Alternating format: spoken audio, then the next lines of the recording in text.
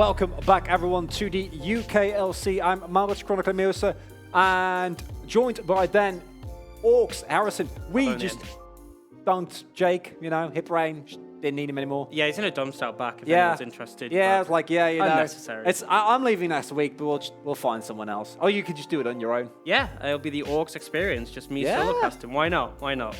Yeah, I would like that, I'll miss you. Just go for it. I'll miss you too. Okay. I did this with Jake as well, and I feel like I should. Oh, so I'm getting the sloppy seconds? Yeah. No. This hug means just as much as the other one. Don't worry. More importantly, we've had some good games already today. Let's take another look at the bracket thus far, because you might just be tuning in here because our next game is going to be an incredibly exciting one. Diabolus taking on Enclave here, but you might be a bit fuzzy on how this bracket exactly works, our lovely tower format. Yeah, so obviously we did slightly change it up, but we do have it in front of you today, so you can see exactly how it is for this summer split. Indeed, as you can see, we have everyone starts at the bottom of the tower, and the goal is to climb up, as we already see Demise and Fnatic. They've started the climb already, going to be facing off against one another next week, and then Diabolus, Enclave, Barrage, and Eminem are all going to face off, and then in the end, the one who makes it all the way past the final is going to take on the Tower Challenge against the current reigning champion, Excel, who were looking unstoppable last week. Yeah, so if you didn't manage to get a chance to see last week, Fnatic Rising were on top after their great spring season. They got very quickly knocked down by Excel, and they have had to fight their way back up. Did have a good start in that last game, but there's still a long way to go to get to the top, and I feel like there's a lot of teams, particularly on this side of the bracket, who want to put a stop to them. Yeah, most definitely, and, I'm really, really curious because we saw Enclave fall after basically the first game last time. But they were placing Excel, which, doesn't really give you a good idea. Oh, no, sorry, they were playing Eminem. Against Excel. They were against Eminem, which is still a pretty rough team. Good. Yeah. But first, before we get into next game, let's talk about the MVP for last game, because Fnatic, in the end, I think did get the fastest game with a lot of back and forth on that. But in the end, we landed on that, and a 10 KDA here. His Aatrox play was immaculate. He was swapped to top lane. It didn't matter, just performed as well as he's done countless times. Yeah, a really solid performance from the whole team. There were a little bit of hiccups, but for the most part, they were just completely dominant. I think there was like the first double kill bot lane. I was getting hyped. I was like, come on, Envy. And then it was like, never mind. Ooh. Yeah. Well, it started okay. And that's the thing. It's all about improvement. We still have many weeks ahead of us. So getting a good start against Fnatic might not seem like much, but it's something you want to have going forwards.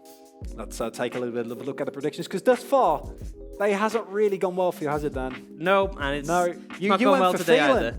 I didn't expect. I knew about the Garen Yumi. I just didn't expect Demise to bring it out.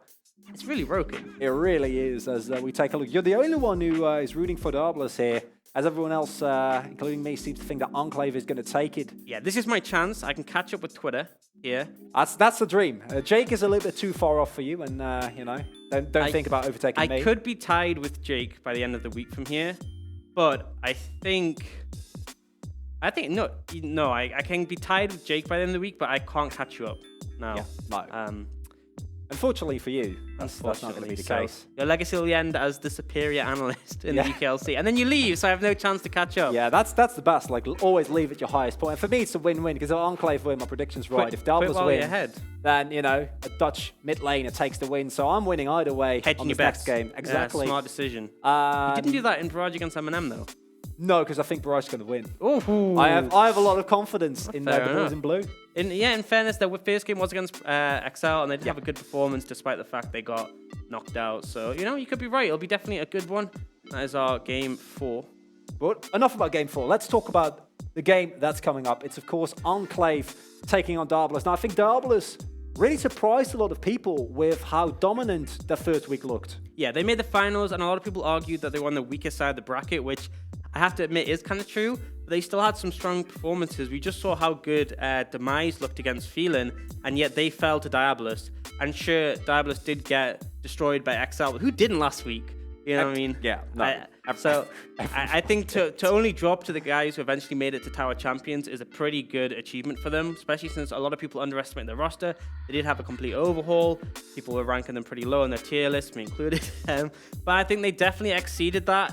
Only time will tell if that was a one good week or if they can consistently do that. I think a lot of people have expectations on them to see how they do against Enclave, who they had kind of a rough start. And I think being on this side of the bracket, I would argue bar Fnatic, because they just look really strong. But I think this is a more even side of the bracket. I think you have 4 pretty strong teams. And Diabolus have an opportunity to prove that it wasn't just a fluke. It wasn't just them being on the easy side last week. This is a chance to prove that they aren't a massive drop-off from last split, and they're still a top team, top contender. So let's look a little bit into Enclave, because they have revamped their roster on the top side, whereas bot lane, Raze and Kavo still stay the same. Scoot, who beat them at Insomnia, said, well, you know what, still kind of like you guys, and joined the rest of the team. And of course, beating the mid lane as we get into pick and ban here. Enclave, as you were saying, are still a really big question mark for me here, just because a game against Excel doesn't really say a lot about what are you actually capable of. They also played Sona Tarek. I guess I keep. You know, I've got you. I'm here for you. That's what I'm here for. Thank you. But that's something else. Yeah, they played Sona Tarek. They had a good early. Their mid game they sort of fell apart, and then late game they did show some life, but it just wasn't enough. Has been banned away, so I'm able to pick that. A big thing that has been really contested is that Yuumi pick, so I wonder if we'll see that taken away. Aurelia has been a permaban, so I expect that to probably come out from Enclave. And looking at these rosters in whole, I think I have to say that I expect Enclave to put the emphasis on their bot lane, whereas with Diabolus, it's their solo laners, so I think are their strong stand-up points. Dragdar, although he's had really good performances, he's sort of been, I'm going to scale up and be a monster late game. And they have actually banned away the Sivir from him, which I think is a smart call because he was very consistent on that champion. There's the Yuumi ban, and no Garen Yuumi. Everyone's disappointing. Everyone is. Everyone loves spinning to win, except the people playing against it. Yeah. And Yuumi Sivir taken away. A lot of power picks still available though. There we go. The Aurelia, that always has to be taken off the table. It's just simply too good. Yeah, it does mean the Aatrox is still something that is available right now. Could be prioritized by Diabolus. Or the Sejuani is something I believe they put a lot of priority onto that last split. I think in general it's been very high priority this entire And I think when you want to series. play around strong solo laners as well, if you have 2 melee solo laners, Sejuani just fits so well into that composition.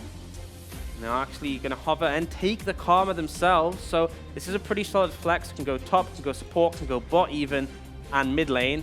Does have a 0% win rate. Just one game though. It's really that was early. against Garen Yuumi. Yeah, which, you know, Garen has a 100% win rate in the UKLC. What can we say? That does obviously give over the Aatrox to Enclave. And they will as well take the Nico. So, I mean, I got to say that's a pretty solid rotation. A lot of people have got hype on the Karma pick, but I personally, I would prefer to have the Aatrox and the Nico. But it's just one of those situations. And this does open. Oh, never mind. PFI is going to go for one of his signature picks into Gragas. And Furai last week had a great performance here, and supposedly going to go over to them. But we've already seen what Excel has done with this, where they swap it, and if Dragdar and the Heathen have that in their arsenal, then that's always a possibility. Yeah, it's a double flex. The synergy from Gragas Yasuo is huge. It used to be one of the strongest mid jungle combos, still is, but you can also put a bot lane. So a lot of flexibility available for that, and I think it gives a lot of early pressure for Diabolus, which I do like to see, but now they have left the Lux over, which is one of the top tier supports right now, and oh wait, it's Yasuo that has 100% win rate, but Lux, very strong, just the shielding that comes out from that champion, and the fact that you can root 2 people, pretty powerful pick to take up. Yeah, and if I look at Enclave here, if you're caught, it's pretty much over, because the combination of getting a binding into a Nico route rather, into an Aatrox jumping on top of you, you're not going to live to tell the tale. And liking the draft, a lot of power here on both sides of the roster thus far. And I would not be surprised if we see someone like the Sejuani ban come out of though, you know, with the just a single melee laner. Maybe they think, yeah, Sejuani, gonna give it to you. I mean, that's the thing, is that I think Diabolus has the advantage going in the second rotation in the fact that they have a lot of flexibility in their draft, so it's harder to ban away against it. But in terms of raw power from the picks, I really like what Enclave has picked up. Aatrox has been absolutely monstrous in every game we've seen him in. The Nico has been inconsistent, but we know how powerful it can be when it pops off, and Lux is just offering a lot of shielding. My only concern is just that when you're against an all-in combo like the Gragas and the Yasuo, there's not a ton you can do. There really isn't, and then it comes down to your positioning, and Kavo and Raze, of course, have a lot of synergy. We've seen them be go very well in team fights where they're able to make sure that they can find the right position and then move forward from there, or in lane when they're always on the same pitch to go in or try to move away. But there isn't that much counterplay against a flash body slam into an explosive cast on top of your face. You're not wrong. There is not much counterplay. Especially when you have immobile champions like the Nico and the Lux, limited ability to get away from that. You're now going to segmentation, Jarvan banned away, and the Caitlyn, which is really good synergy with the Lux lane. And then we see the Kai'Sa and the Kennen taking off the cards. And that's a difficulty. A lot of flexes coming out. There is still an element of flexibility to the side of Enclave. But I expect so far we've seen a lot of solo lane Aatrox, particularly top lane. You could put it in the jungle. You can put Nico bot. And right now we should get some idea of what we're going to see. So picking the Renekton. That could be Rengus's, could be Beely's. That's the two lanes I expect it to be in. If it's mid lane, that's a pretty solid matchup going up against the Yasuo. But again, they don't know exactly where things are going to go. If this Ezreal does get locked in, that kind of confirms it's a mid lane Yasuo. And then honestly, if that does get taken, I think that might mean we have a Nico bot lane.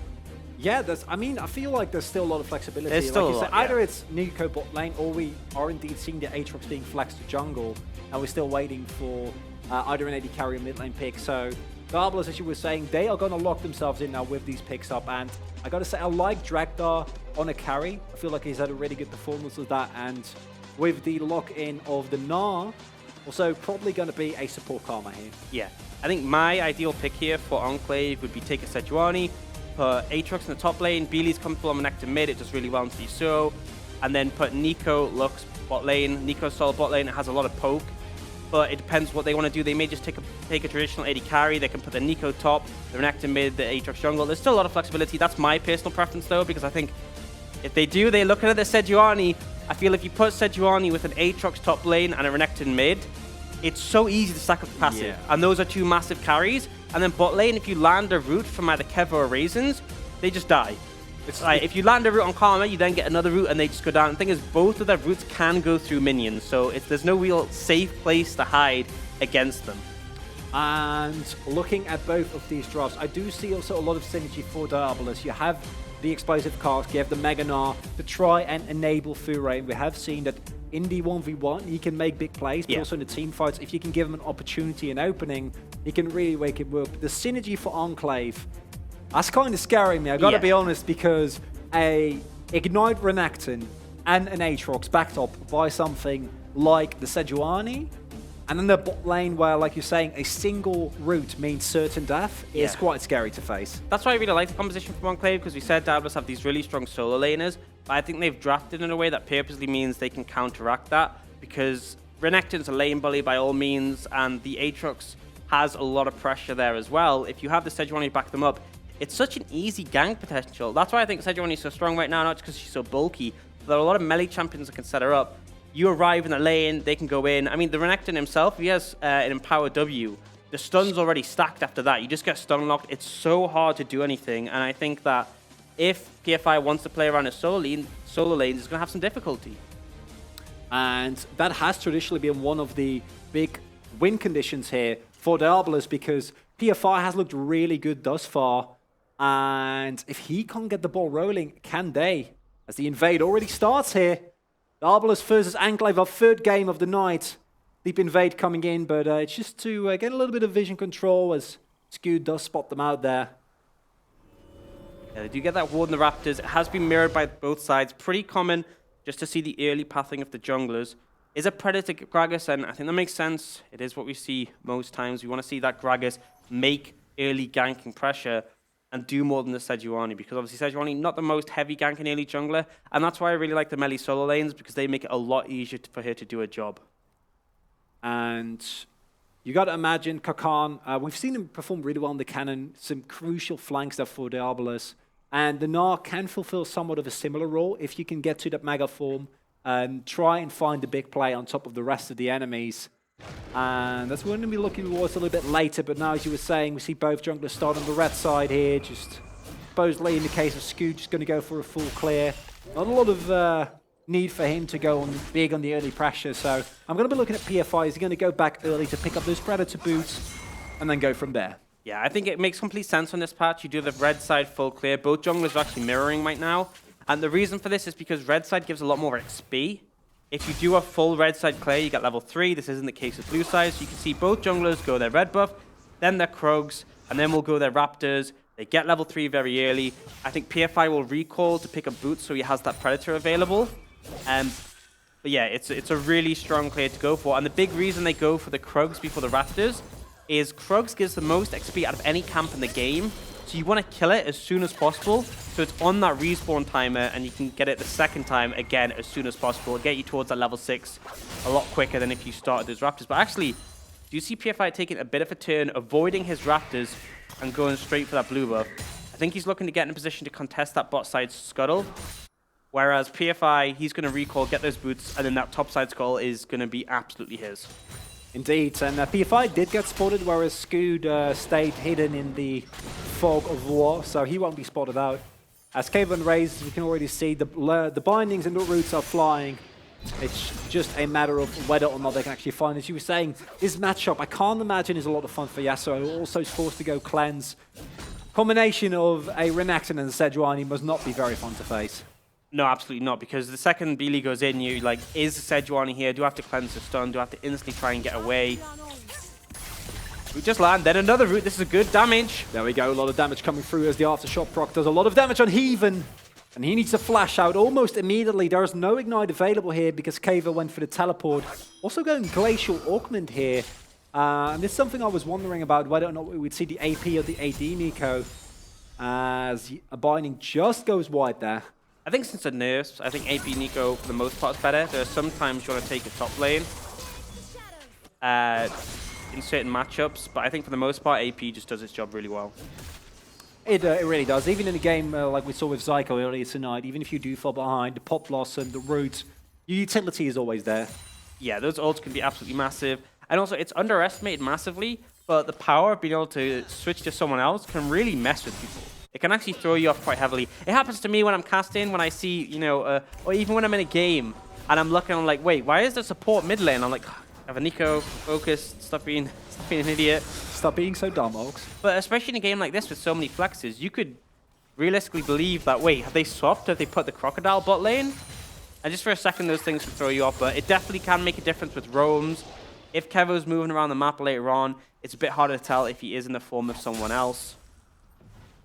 And this one, we don't have a lot of action going on here, with both junglers just clearing out, but PFI will be passing towards the bot side with the Predator boots. But this is one of the problems, unless you can find the roots or PFI can get on top of them, it's actually kind of hard because there's so much disengage here for Raze and Kavo. Yeah, absolutely. And you see both junglers have done a full clear now and are back on their Krugs. So getting the second rotation this early does mean you'll get a ton of XP. They both did manage to exchange Scuttle Crabs on the other side of the map. You see a slight XP lead coming out from PFI. I think he might have leached some XP from the minions. You know, to drive by, just walk by a lane. Why not? But hit that level. Both junglers doing pretty healthy on their clears and getting a lot of XP. Come on. That's knocked up there. Final blade of final hit of the Darkened Blade. Will trade that a little bit, but can't proc the passive. Fortunately for him, and if you can keep your range as the Naya, you're going to feel really good. Will sustain up with that Grasp of the Undying, but if the Aatrox actually gets on top of you, it's bad times for the little Yordle. No missing hits here. Yeah, absolutely. You don't have the passive. They only did pick up one Yordle. A bit scary there, but he does knock hop out rather, and we do see a lot of pressure here from Rangers. Does not lead to an actual CS lead though. It's PFI now, path towards topside, and he keeps meeting Scoot, who still's level 4 here. They're still down in XP. Didn't keep quite track of the jungling to see how that happened. But he should be able to clear up his blue side camps, and then he will be able to catch up. It's a little bit of a, a bit of a discrepancy, but Scoot just going to take that in stride. I feel like if PFI doesn't get the ball rolling early on, you could just farm to level 6, even if you're a little behind as the Sejuani, you're still going to be relatively happy with the whole situation. Absolutely. Is still, yeah, in a fairly comfortable position. Has now hit that level 5. But as you said, it's been a very slow early game. Enclave's laners have been pretty comfortable, but CS lead has come out for Fury, and actually Rangus going in for the 1v1 after the Maganar is used. Tries to go in, finds the stun as well. PFI is in the vicinity, but instead of trying to force something, he is waiting in the brush to see if Rangis is going to move far forward, while Scoot is in the general area. He's not quite there if Rangis gets hard engaged on. Now, without the Mega Knight, he needs to be careful, but there is PFI standing on top of the brush, but Rangis seems to sense something is wrong. PFI comes in. There's the body slam. Explosive cast still available. He's waiting to use it, but the flash from Rangis, just in time, means that he does not get knocked back. Stays alive. I mean, they get the flash, which is fine, but I feel like PFI definitely could have played that one better. I would have ulted straight from the brush. Either he instantly flashes, or you knock him so far back that a flash isn't enough to get him out. I think maybe they just wanted to go for the safer play because they're unsure where Scoot was. But in the end, you get a flash essentially for free. I wouldn't complain too much. Scoot now has hit level 6, Glacial Prison available, and Rangis needs to be careful as he goes into Maganath form and goes in for the jump as well. That means his escape is gone. He does have the flash available, but there comes the fear through. The passive gets stacked, and as Permafrost gets procced, it looks like it's the end of Kakan, and that is going to be our first blood picked up here by Scoot. Yeah, just complete overconfidence coming out from Kakan. He felt like, oh, Rangis is down his flash, what is he going to do? But you know your jungler's moved to the other side of the map. There's no reason to jump in there like that. You weren't going to kill Rangis. All he was looking for a favorable trade, and he was very greedy. In return, though, PFI will look to secure this Mountain Dragon, which is definitely some sort of a consolation prize, but still a misplay coming out from Kakan. Yeah, Drake gets picked up there, meaning that any subsequent objective is going to go down a little bit quicker. But as you're saying, overconfidence there from Kakan, and while his flanks and his team fights have been really good, we have seen some inconsistencies from him in the lane, and in this case, Scoot punishes that appropriately. Now, with that kill, he's going to start that train up on that tanky Sejuani, because once the Warmox is finished, it feels like it's almost impossible to cut through, as that Mountain Dragon must make Diabolus feel a little bit more comfortable about the whole endeavor, though, because, you know, pick up a Drake for a kill, is it great? No, but as far as dragons go, the Mountain is still fairly popular. Yeah, it depends on the dragon. I wouldn't complain about it too much. It's still definitely a mistake from Palm. The PFI did good to react in response. It's good. Now actually ahead of PFI in levels, got the extra XP from the gank, and then they managed to steal away the Raptors then. And this is what we were talking about. I feel like Beerly can move up with such impunity because the 2v2 is so scary. Unless you just 100-0 him immediately, I don't think you're actually going to win that here, even with the clans available here, because once the Croc gets on top of you with Dominus and Scoot is there, I don't know what you can really do. Yeah, you absolutely need a gank to come in if you're going to find the damage to kill that Crocodile. Maybe even an extra person, because right now in the mid-game, he is super, super strong. You just have to be careful. Really does, and we have a slow game on our hands, which is interesting, because our last two ones were full of action, basically from the get-go. Double kills on bot lane, Halo Blades, Rek'Sais, and just a lot of action coming through. Whereas this one is fairly slow, but this is nice, Orcs, because this gives you and me time to reminisce of all the fun experience we've had while I've been here. You know, all the great times, yeah, all the great times at UKLC, all the shenanigans that you have gotten into. You know, tackling people, tackling property, and you tackling my heart. Yeah, you know, I get a little bit awkward when stuff like that happens, Orc, so please try to refrain from that. Eating biscuits, that was very fun. That was fun. Making you and Jake very upset. The Rift Count has been started here. Because I called them some of them mediocre, which didn't make sense according to you guys. And, Rift Herald getting taken out real low, but Enclave are looking to contest it. They need to be quick, though. Scoot comes in, trying to look for the steal, but he gets knocked away, and Fury immediately goes in, but he still gets the steal regardless. A missed timing there from Diabolus. Rangis goes in, hasn't found the reset yet, and Kavo comes in with the root, doesn't find anyone, and flashes Pop Blossom. A great stopwatch from Heaven is good, but on the other side, the team fight is being won, as Kavo finds the kill with an assist from Raisins, and Enclave look to be the big winner here. Yeah, and going for that play without the smite from PFI was extremely questionable. Scoot comes in, steals it, gets the Herald, and then they win the team fight to boot. A lot of kills going over, and now they will use that Herald as well. Plates. And this is the big thing, that you have this strong trio, this Renekton, this Aatrox, and this Sejuani. They alone are enough to pose so much of a threat on the other side. And there is always the threat of the Lux of the Nico, although Nico, of course, is in the top side, so maybe not as much of a threat as an inch too far forward is going to take you down so easily. And now the plates are just being picked up. In this game, we're talking about the somewhat glacial pace with which it has conspired thus far. But now, a lot more happening as the Heathen, he's just got back in lane. He was killed by a Lux Laser last time.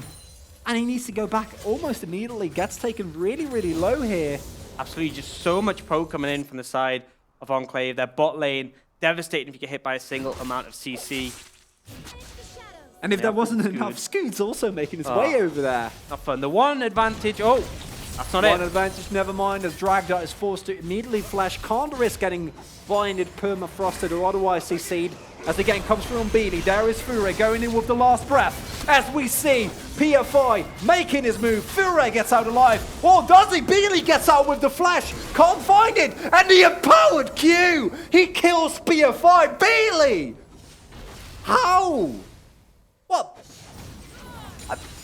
Orcs is struck with silence as just Fure a huge amount of damage. They try to set it. This is the Renekton nightmare, right? When you go for a gank 2v1 and he just blows you up, and Beely looking so strong here. Yeah, I mean, you said it's so hard to gank this Crocodile. They brought 2 people. It just wasn't enough. The extra HP, the extra tankiness.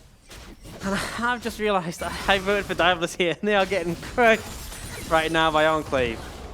It's not been a good week. It's not been a good week, and you know, I gotta say, Ox, I appreciate your confidence. I appreciate your bravado to try and figure out. And as some funny business is transpiring here, you might be wondering what's happening, but don't worry, everything's still fine in the UKLC studios. Rangus goes in on Kakan, but the ult should be enough to disengage as the speed buff and the knockups can't be found. And Diabolus here, and it's these little moments, right? Because Fure, he was close. If he has a little bit more damage there, if he's not just working off a Kirai shard and a Zeal, if he can just get a single more auto in, you just kill Beely there, you get a return play, but instead, it all falls apart. And now at 14 minutes, we have a sizable gold lead here for Enclave. And with that composition, that is quite scary. Now, the big plays can still be found because Diabolus do have a lot of tools to get back into this game. Absolutely, they have a ton of scaling. If they find the right person with that combo between the Gragas and Yasuo, it'll be very effective. It's the squishier members you need to look for, and there will come a point in the game where Renekton starts to fall off. Sejuani isn't quite as tanky right now, and I'm looking at the likes of Fury and Dragdart to have a bit more damage later into the game, because Enclave's composition mid-game is monstrous. I think there will come a point where Yasuo in the later stages is going to be a bit harder to deal with. It becomes about weathering the storm, holding off Enclave until you can finally scale up on your carries. As Kakan has been put under pressure here. There is a ward, so he's fully available. The fact that Scoot is invading the jungle, but it's also something I quite like is the proactive approach here from Enclave as they move towards the bot side turret now. PFI is moving in, but so is Beely. He gets spotted out by the ward, but that might not be enough as Raisins finds the kill together with Kavo and Dragdar, who off one of his own gets taken down. There's already a kill here on Scoot, who gets a little bit over-enthusiastic as Beely gets taken down yet again, but don't count out the Croc as Fure makes his way back in. And this is the overstep that Enclave have made for the first time as he goes back in. There is the body slam on top of Rangus. He gets knocked up by the last breath. Uses the ultimate, but that's too little, too late. And a great 2 return kills here for Diabolus. Yeah, and Diabolus do get back onto the board finally with those 2 kills.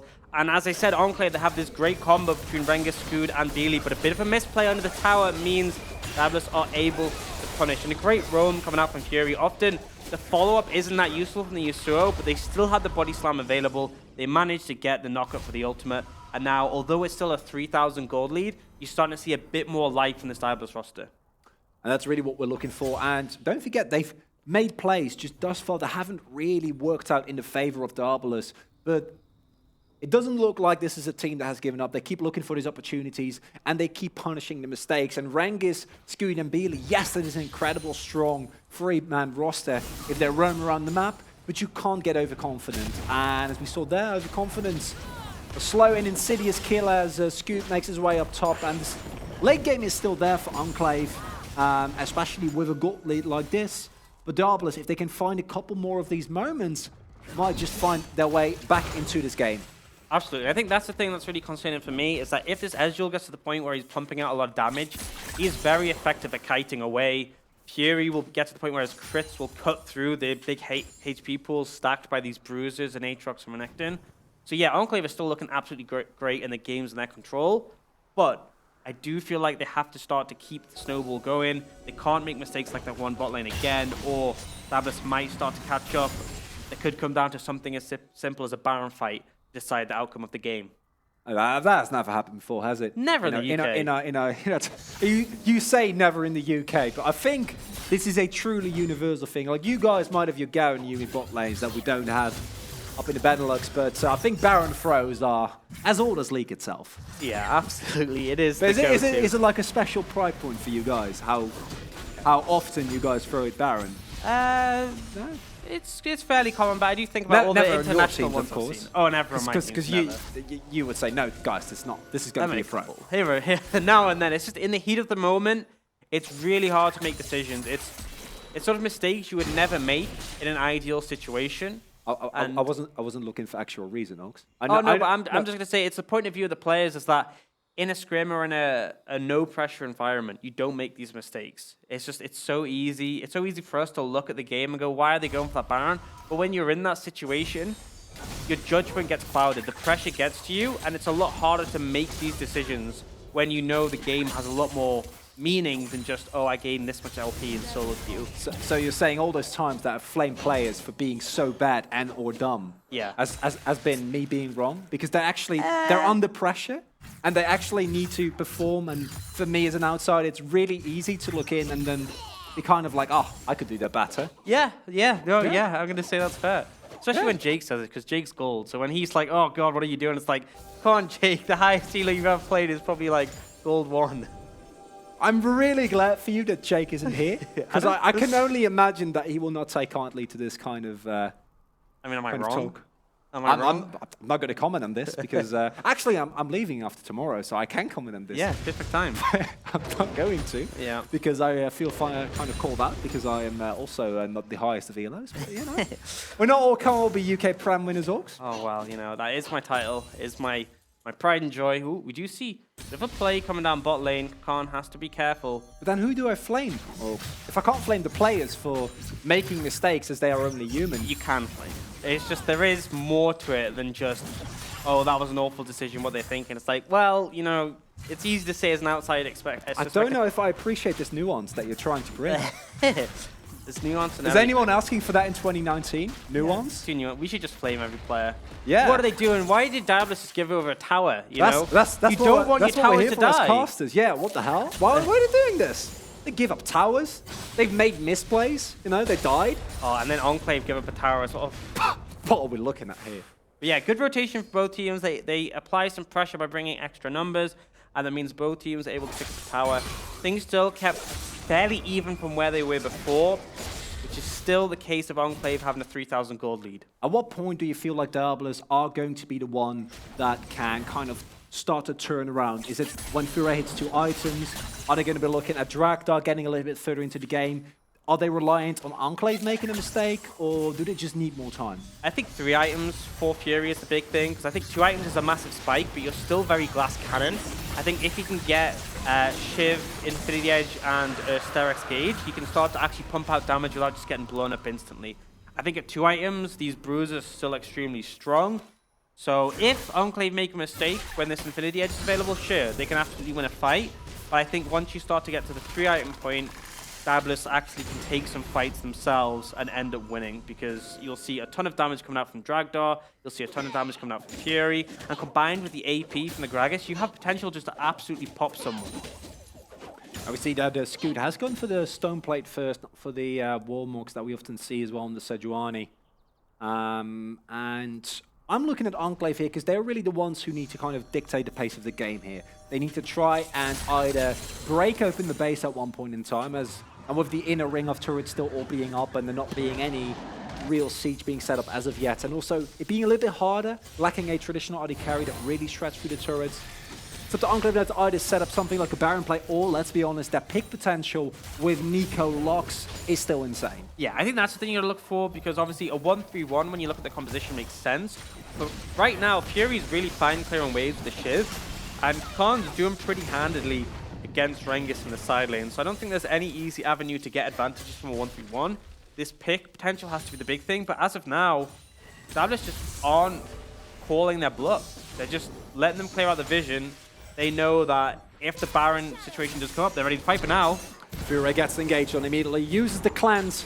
And that's going to be the end of that. Wind Wall means that if Scoot wants to try and get fancy with Glacial Prison, it's not going to work out. Rengus in the 1v1 with Kakanda. Both have teleport available, meaning that if we see a Baron fight break out, the rest of the team can be that momentarily. Beely, of course, with the with no teleport with Ignite, instead needs to be a little bit close to the action. But it does feel like Enclave, after a dominating early game, has a little bit of a harder time. But Kakan in the 1v1 here. There's the flash from Rengus, but he doesn't find the knockup. But in the end, the final hit from the Darkin Blade is going to mean the end of the Gnar.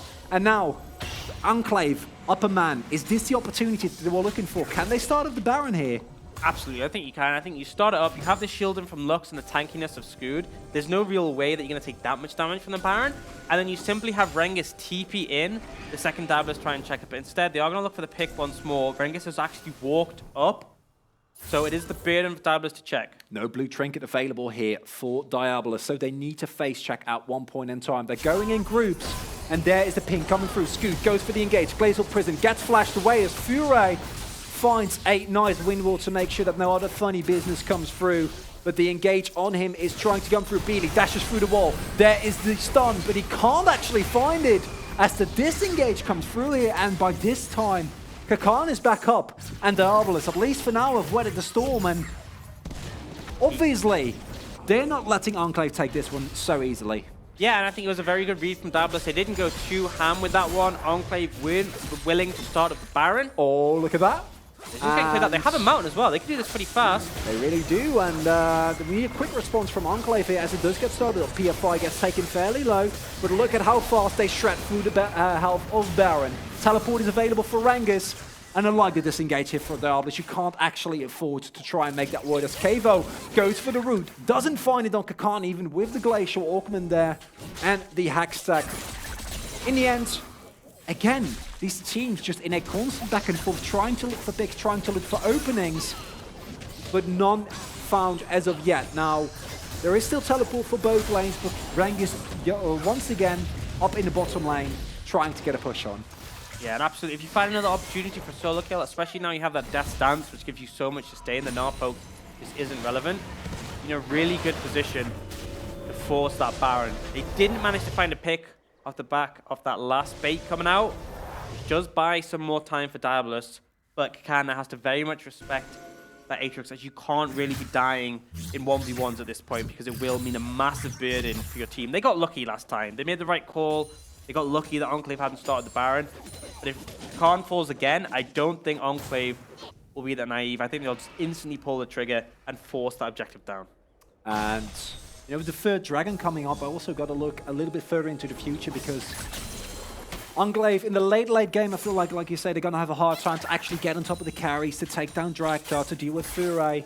But in the foreseeable future, they'll fine. And if they can find 2 more Elemental Drakes here, and then try and find an Elder at one point in time, the team fight is going to be absolutely incredible. And this feels like a really tense, compressed game. Don't forget, Diabolus in a kind of a good spot after last week, able to find a couple of wins. Whereas Enclave, this is such an important game for them, because not only does it find the first point, but it also gives them an opportunity to make it further and get subsequent points that they so badly need. And there's the engagement. A great win wall from Furay means the end of that. Rengus comes in from the start with the knock-up. Furay needs the flash, and a beautiful explosive cask, meaning that Kavo is taken down. The teleport comes in, and Enclave might have crucially overstepped here, as Raisin doesn't hit the binding. The Predator comes through from PFI, and Kakan hits the slow, meaning that Raisins is going to get taken down. And it's just Rengus and Beely now, as Enclave step too far forward, and Diabolus snap their fangs and take the team fight and the Baron. Yeah, just a massive overstep coming out. You have to expect that Yasuo will have the reaction to Wind Wall, especially when you telegraph it like that. Diabolus, easy position to punish, and honestly, great ult coming out from PFI and really solid follow-up from Fury. They instantly took out Kevo, didn't even have a chance to use his stopwatch or his flash, and from that point, it was just cleanup coming out. Really good execution, and just a big mistake coming out from Enclave, and this is where I start to have concerns.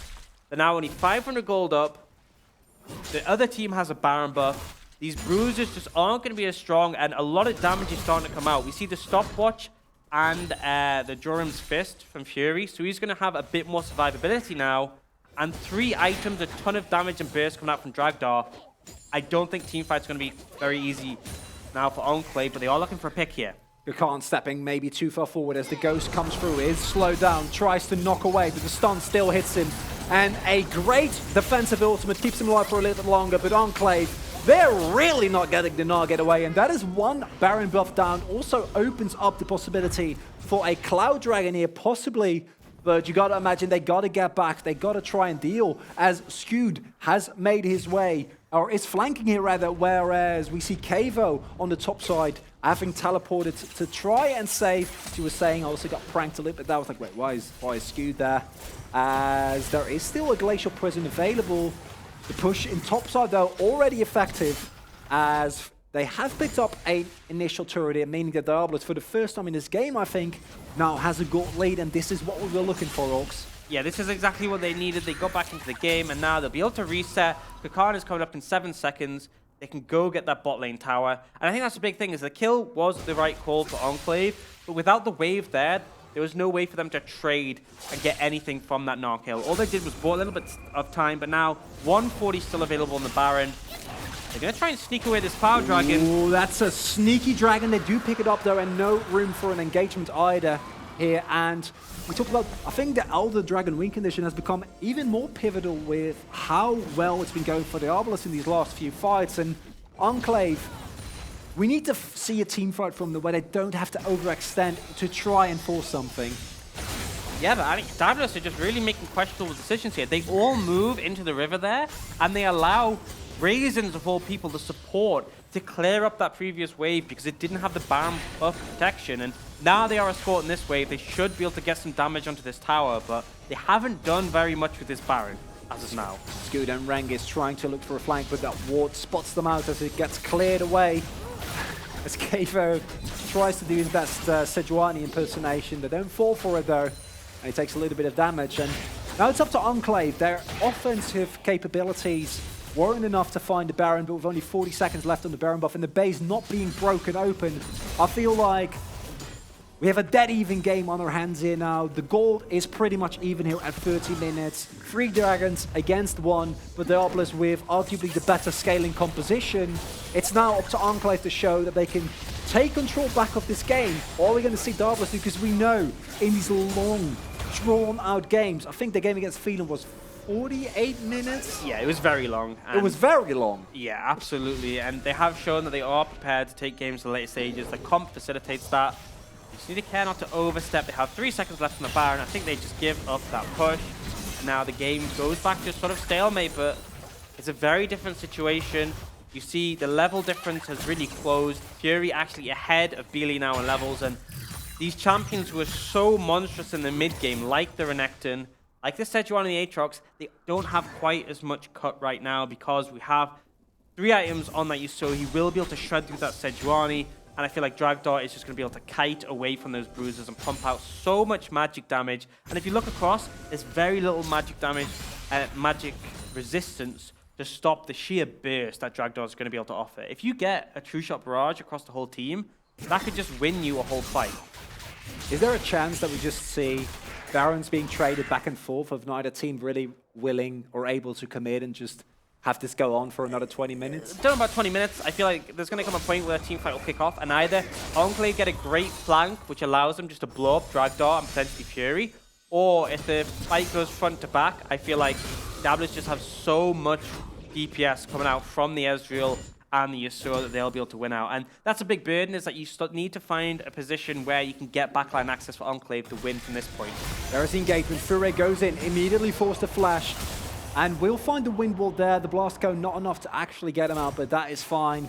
I'm not sure what he was doing there. I think he might have thought that was Kevo, I think he did. That's the only situation I can think of, is that he thought that was Kevo and he didn't think all that backup was there. But he runs straight at the Sejuani, dashes in on it, and then goes, wait, this is not where I want to be. We're not afraid of anything in the Benelux. You know, we just charge in hat first, whether or not it's the best decision. You can listen to questions about that, but I respect my man for doing so. All jokes aside, though, it seems like yet again we've reached a stalemate here as Scoot also doesn't fall for the trap. Like, neither team has really been falling for it, and I agree with you. It feels like this is one of those games where it's just brewing on the surface, and you get one big team fight in which everything happens, and then either Diabolus is left standing victorious and just charges through the base, or Enclave get back their lead, take a Baron, and then just crack open the defensive stealth from Diabolus. But honestly, with how it's been going thus far, these teams look to be so well matched. Absolutely, and Baron has spawned the big objective that may pause that fight you were talking about. Both teams have to have that objective on their mind right now. And Kakana also ahead in levels, up an item as he has the GA finished, meaning that it's actually a lot harder for Rangis to find a consistent play. Also, with the Frozen Mallet going for so much harassment and the continuous slowdown being quite a nuisance here, as Enclave are posturing towards the Baron, but so are Diabolus, and I love that neither of them actually wants to do it. They're just waiting for the other team to give it a go, and you were saying earlier, you got to imagine that this does favor Diabolus here, and that must feel good for you, because you predicted that they would win. I predicted them as well. They're looking very, very chipper. They are starting up Baron, so I think they must have seen Scoot recall, because they start up very quickly, even with the vision on it. Very quick to back off, though. And that is one issue with Diabolus, is that there's no one great right now to tank up that objective. The shields from Karma definitely help, but PFI is very squishy. Haven't gotten that full AP build. Offers a lot of damage in the team fights. If you land a cask, it can really chunk out the squishies, or even some of the tanky members. But it means if they are starting up the Baron, you're going to take so much damage in a short amount of time just from that objective. And the reset comes through, meaning that Enclave is going to retake at least a little bit of control here of the Baron pit vision here. And you know, we were joking Two Sejuanis. They're just both swinging their flails and clearing the ward. It's so confusing. Because I was joking, obviously, about the pressure that a player is under. And I always imagine, as someone who doesn't have a lot of competitive experience, these games are the worst because the pressure just keeps building. You keep waiting so long, and you know that if you miss position a single time, if you step a little bit too far forward, that can just be the end of the entire game. It's just on a knife's edge at the moment. And as a player, you gotta have such steel nerves to not mess up every now and then here. Absolutely. It means this is why you get these stalemates, because, engage coming in. As PFI used the Charaders to try and find an engage, but here come the bindings come into play. Kevo, well, no one falls for that one as he takes a couple of auto attacks, but no one actually wants to go for the clone. And there is the engagement on top of Stu. Last breath already used as a lot of damage comes through. The final spark on top of PFI, but there he gets rooted and the Rangis gets taken down. Doesn't find the reset as Fure gets killed by Scoot. It's a constant back and forth here, but it looks like Enclave are the one victorious at least for now. But Draktar, he smells blood. He jumps forward. He needs to be careful though, because a single overstep can still cost him. As Kakon with the Guardian Angel is looking for a play. Scoot now regenerated with Warmulk's heart. And in the end, it's just a 2-for-1. And when that fight started, and Rangis was just taken out without getting the reset, I thought this was it for Diabolus. Yeah, but unfortunately, still very squishy with Fury and Kakon? This is a 4 versus 3 scenario, and that's the TP coming in from Kevo. He doesn't want to tank too much damage, but it looks like he might as the stopwatch gets used. But he takes so much damage, gets blown up. The moment he comes out of it as Draktar is kiting away from everyone, but then Raisins finds the kill there. And that is crucial, because if that kill might not have come through, you gotta imagine as he got away from Beely and Scoot, that would have been the end of it. And we already see here the Ezreal, so slippery if you don't blow him up in 100-0 and Kevo. It was a valiant effort, but it wasn't enough. Absolutely was not enough. Went for the flank, but without your ultimate, limited amount you can do. Very back and forth team fight coming from these teams. Both of them putting their all in. I think the big thing there was that Kakon wasn't able to get a Mega Gnar off. Look at the amount of damage he's built up. So often we see Gnars go, the initial damage item, then a bit more tanky. He has just gone raw damage across the board. What is that Zeal going to be? Could be a Phantom Dancer, I guess. Other than that, I think it has to be a Phantom Dancer. I think that's the only build that even makes... You're not going Static Ship Gnar. No. This is not, I don't want to say it, but this is not TFT. It's not a Runans either. No. And the rapid fire seems really troll, so surely it has to be the Phantom Dancer for that shield and a bit more attack speed. But this dragon has been there for, I think, like 8 minutes now. Like, this Ocean Drake is just... Because I know that I've seen Kakan started up as well. Like, it seems just like... yeah, but... We want a dragon. We also don't want to, you know, get caught with our pants down as Kakan isn't in the vicinity. So finally, this Ocean Drake is going to get picked up, meaning that, you know, if the Baron and the looming threat of it just being on the Rift wasn't enough, now we also have a Mountain Drake or a Elder Dragon coming up in 5 minutes. But Diabolus, they have a lot of damage, and the Baron has been started up. Damage comes through, and BFI is really squishy. And a nice stopwatch also dodges the Glacial Prison. But now, the damage has been done. Cooldowns have been used. And yet again, we don't get the fight that we're so desperately waiting for as viewers here, because they keep evading each other, Orcs. You were saying something that'd been up for such a long time as the dragon, but the pink wall in the back of the pit had been there for ages, and just Diabolus kept starting the Baron without clearing it. And now, they're actually going to start it up. Loot Trinket's available for Dragdor, so I expect them to smell this one out, and they are going to walk over. They are going to walk over, but I'm afraid that it's not just going to go down before they are there. And now they're coming in for kind of an awkward position. PFI, though, if he can hit a big explosive cast, Fure can come in with the last breath. Rangis already in the backline as they engage on top of PFI. A beautiful knock-up from Rangis is enough to start the fight. And if he can get the reset, that will be huge, but the Heathen isn't dead yet. That's the explosive cask into the last breath there, as Rangis doesn't get taken down somehow. And there is the kill on top of PFI, but Dragdar, he's still full health, and he can make the damage count when it needs to. Fure dashes forward into a Pop Blossom, and that doesn't end well as the GA gets dropped. The Bruisers do a lot of damage here, as Beely are still alive. There goes Rangis, it's just Dragdar. Can he do it? No! The Croc shuts him down! And that's going to be the team fight that we were looking for. Is it enough? I don't know, Orcs. But finally, we have a decisive team fight. Diabolus have bit the dust, and Enclave will be picking up the Baron. What were Diabolus doing? Fury and Dragdor both just decided to jump into Renekton, who had a Sejuani backing him up, and Renekton just went, oh, I guess you'll get stunned and die. You just don't do that. There's just no reason to jump into melee range. You can't say don't do that. You're not in this game, mate. Oh, no, that is an unfortunate That is really funny. That visual. Oh, that got me. And Diabolus were absolutely looking like they were in control until they just decided, you know, melee range of Renekton, that's where I want to be. And it did not pay off. May I draw your attention to, I absolutely love this itemization here from Scoot. I love it. I actually do. We'll have a breakdown of this. So the early fight actually starts off pretty well for the side of Enclave. They get a lot of CCN, but then the kiting is really solid from Heathen. I thought he was going to go down here, but the barrel from PFI buys him a bit more time, and I'm thinking, great ult from Fury. This is now Diabolus' fight. Starts going reasonably well. They're getting a lot of damage down, chunking people out. And then Fury, it's not quite here. Tornado doesn't connect. There's a lot of poke coming out. They take down Raisins. So I'm like, Diabolus going to clean this up. And then Fury, he dashes in to the Pop Blossom and he dies. I'm like, okay, that was the wrong move. And then Dragdar, he's like, this is my time to shine. He's in. That's what I was talking about. He's in the melee range of the Crocodile. And I'm like, And again, I can't emphasize, I can't stress this enough. Not meant as criticism, because if you're looking at it from a slowdown replay, it's so easy. But now Beely and Scoot might have gotten caught here.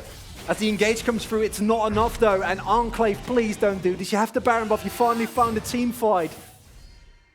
Don't keep this, because it's getting to me, Orcs. This is already a 40-minute game, and Diabolus are really keeping it exciting here. I'm both teams keeping it exciting. It's down to who's going to throw more. Right now, Diabolus have thrown the game pretty heavily. It's now an Enclave's ballpark. If they want to throw it in return. Can they actually crack open this base? It's difficult. If you look at the composition, they have so many melee champions. They can't really walk up and hit towers. They have to kind of split it, but even then, it feels like Fury and Kakan are capable of holding their own in the side lanes. Especially, I mean, we have seen now the Phantom Dancer come out. It was what I expected. Now, Card feels confident enough to run down Rangis, but he's getting flanked. And the teleport comes through. Scoot already with the blast going over the wall as the glacial prison hits. And there must be the end of the Gnaw, but they're chasing. Ooh. And there is the Mega Gnaw! Knocks free into the wall. And Rangus hasn't found the reset yet, but it's not enough damage because Fura isn't there. This is a 4 versus 5. And that means that even with an ultimate as good as that, Enclave can't actually follow up here. Yeah, imagine that same ultimate, but with a Yasuo last my lord. following up. That would be hypey, but it does mean Kakan escapes with his life. But the turret will go down. Enclave, but now got a 4,000. The base isn't open yet, Orcs. They still haven't broken it. And but look what is about to spawn. I know. An Elder, and I feel like one of these teams has an advantage with that Elder Dragon. I'd like you in the audience to work it out for us. Let's do an exercise. Which team is going to benefit more from this Elder Dragon?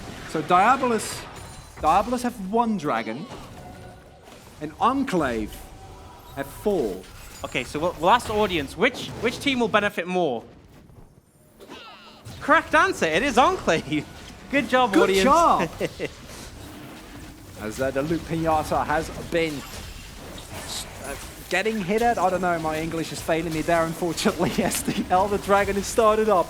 The engagement from Raisins, meaning that Furak can't dive in on top of him. Scoot goes in on PFI, who gets taken low. A nice final spark as PFI in the middle of a lot of people, and that gives the reset to Rangus, meaning that he doesn't die yet. There comes the Pop Blossom, it's just on Kakan though, and he's very tanky. Somehow, Furo with the last breath finds a lot of damage as Beely gets procced into the Guardian Angel, and Scoot now goes down. That's the front line gone, and dragged down. Furo is still alive, and it has Enclave actually done it. Are they going to lose this fight here? As Rangus and Kavo try to get away, they somehow still get the kill on Kakan. And in the end, it's a 2-for-2 trade, and nothing actually happens. I like how disappointed you sound when you're like, nothing actually happens. I am I keep ramping up, and then it's like, no, never mind. No, it's like, what I'm afraid of is that it just keeps building up and up and up and up, and then it's just like one blowout team fight and the game is over. Yeah, I mean, it's probably what's going to happen. I like how both teams handshook to just say, you know, we're both going to recall. We don't really want to do this Elder Dragon anyway, but I have to give the advantage to Diabolus. PFI died very early in that fight, so he's now back up. Kakan's TP is going to be up when he respawns, so I think they could just path straight for this Elder Dragon, but no, Dragdor's top lane, so yeah, I guess not. Also, key, 2 Guardian Angels, still for Fure and Kakan. Yep. And Guardian Angel for Beely has been blocked. No Guardian Angel for Rangus, though, who somehow miraculously made it out there, and I really hope we get like 1 or 2 more teamfight stops, because my voice is starting to fail me as these teams just... Every fight feels like it could be the deciding fight, because with how long death times have now gotten, even if the base is not getting cracked open... That's the thing, is that it's going to be... One more kill going over to Diabolus or Enclave in that fight, like one little swing difference, could have meant the game here. And Enclave are very quick to start this. Dragdar is not here. He's TPing in though. He's TPing in, and that might be the sign for yet another engagement, and Enclave can't afford to stack up, as that's a little bit awkward as the leash is a little bit too long. 8k health now. Kakan, Heaven and Dragdar look at the back line as the Drake gets engaged. They're just going to keep going for it. It looks like the bindings hit absolutely no one. They need to get out as Kakan is approaching Mega Gnaw form. A lot of damage comes through here, but the Drake hasn't been leased yet, meaning that we might see come to fruition here. A beautiful binding means that Kakan can actually jump in. And still neither team can't afford to step forward here because there's so much threat of a big explosive cask. And yet again, Orcs, it's just back and nothing forth, happens. The wave is pushing in mid, so now Diabolus have control of the dragon area. They will clear out the vision now. It's their turn to dance to the dragon. Rangus takes a lot of poke there, but the engagement is there if Scoot can drop on top of the rest. Tornado does not get followed up, and there they go, on top of PFI, Furai in the back of the lane, but PFI already getting blown up, and this is a terrible fight here, as the Pop Blossom comes through and the Heathen gets almost taken down. There is the Elder Dragon going over, and Rangus is going golden with the buff. He's found his reset, but Scoot steps too far forward, might have overstepped there as Furai goes in on top of Raisins, and the ultimate from Kakan is absolutely insane. Rangus is still alive and Kavo is as well, but I think they're actually going to turn it around here. They've got this. Oh, that looked like what is happening? Well, I have no idea. And Enclave just fall apart. It was just the overstep from Scoot. They were like, we have the Elder. We've won this. There's no way we lose this fight. And then it was a great tornado coming out from Fury. into Kakar, knocking everyone in the wall. That's game, right? That's game. There's no way. Oh, Fira, please don't take that turret. Fira, please. Oh my god. Living Mike. on the edge, but that was... Making me sweat there, Mike. That was... Now, a lot of people might be watching this and thinking, what are these teams doing? But honestly, I think this is just peak League of Legends. These two teams are just so insanely good, it looked that close. Well, it's a win for me because Fira actually had an amazing performance. I'm sorry if I look a little bit wound up because... It's a win for me in predictions. You got to win in predictions. You got the point. Diabolus. They're really making a name for themselves here. You got to give them credit because, honestly, after this, I don't think any team wants to try and take Diabolus in a long game because their mental seems to be you like either win it early or you lose your mind. Because I feel like a lot of teams at that stage where they've lost the Elder Dragon, they're being chased off, where they're going, "Oh, we're pretty doomed." But no. They pull out of nowhere and manage to take the team fight win. Props to Fury, because that could have gone really wrong when he landed that tornado and ulted in. That could have been like the moment where everyone's like, what are you doing? But no, he makes the hero play. Kakan's there to follow it up. Yeah, it worked. Honestly, I have no response to that game. In the end, it's Diabolus that move forward once again. Enclave, unfortunately, stuck with 0 points. I got the prediction. Orcs is having the time of his life. Got the prediction right after all. You thought it was over when they got the Elder and like that subsequent fight, I right? saw this entire game coming. Every single fight, every back and forth, I knew what was going to happen. So what can I say? Then why did Demise win? And on that note, no, I'm not going to give you the time for a proper response. On that note, we're going to take a short break and then we're back with the final game of tonight as Barrage take on Eminem. Don't go anywhere.